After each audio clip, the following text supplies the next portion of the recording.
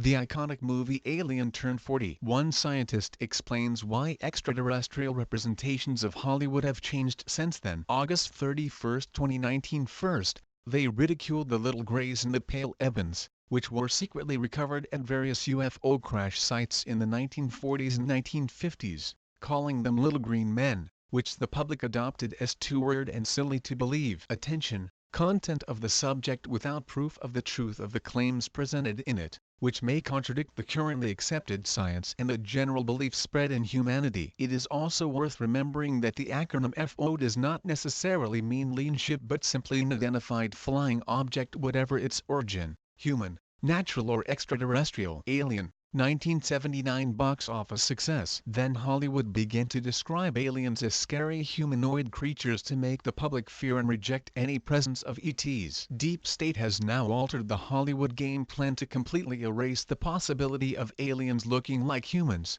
or even humanoids. These days, they want us to believe that there is nothing out there, and certainly nothing out there to fear. Well, we know there is good and evil out there, and evil has been happening on this planet for millennia. And we know that the galaxy and the universe are full of intelligent star civilizations of countless varieties of species. In our particular star cluster, the vast majority of these species are, in fact, similar to humans. Deep State is intent on staging a false flag invasion by malevolent humanoids, or wants the public to reject and fear any benevolent human-like beings that might help us in the imminent spiritual transition of our planet. This deep state can always count on highly committed academic and scientific institutions, such as SETI, and its Hollywood propaganda machine to manipulate public perceptions of its own agenda of launching extraterrestrials like creepy thugs, and deep state like the good guys, so that when the spiritual transition begins, people will look for the deep state Illuminati,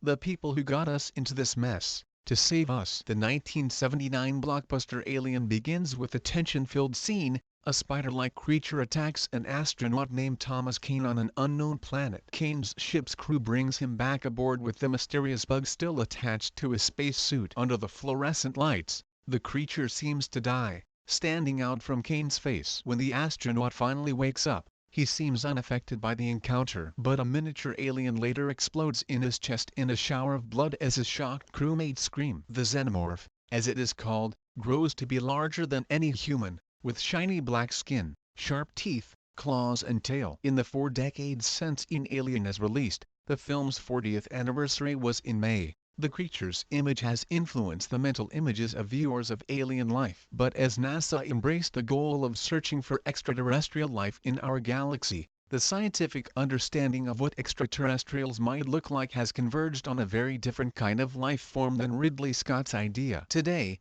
astrobiologists suspect that extraterrestrial life forms are likely to be microscopic in nature, similar to the bacteria scientists find in extreme environments on Earth. Hollywood filmmakers have begun to embrace this idea and describe the aliens as less humanoid, according to physicist and author Sidney Perkowitz. In other words, the days of little green men and giant scaly monsters in alien films are over. Perkowitz, co-founder of the National Academy of Sciences Science and Entertainment Exchange Group, which connects directors with scientific advisors, told Business Insider. In the old science fiction movies of the 50s and 60s, if you made an alien, monster or robot, you were a guy dressed and walking on a sound stage. In recent decades, CGI has changed that, allowing the potential of truly imaginary and real creatures. No more green men. The chance that alien life looks humanoid is infinitesimal. Andrew Vianian, director of Berkeley's SETI Search for Extraterrestrial Intelligence Research Center,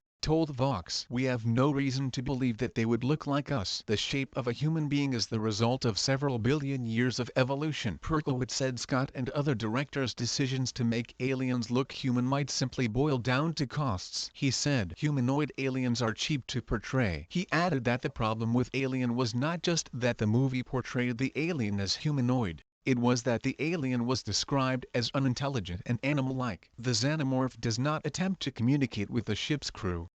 Instead, he eats the crew members one by one until Sigourney Weaver's character takes him into space. Perkowitz added, "It is hard to imagine that a different life form has such a negative reaction to another life, Nothing lives for pure evil. If we always decide that the other is hostile or despicable, how will this encourage our efforts to relate to them? But the examples of non-hostile aliens in Hollywood are few and far between despite Steven Spielberg's E.T. This is because, according to Perkowitz, society uses cinema to exploit what it is afraid of.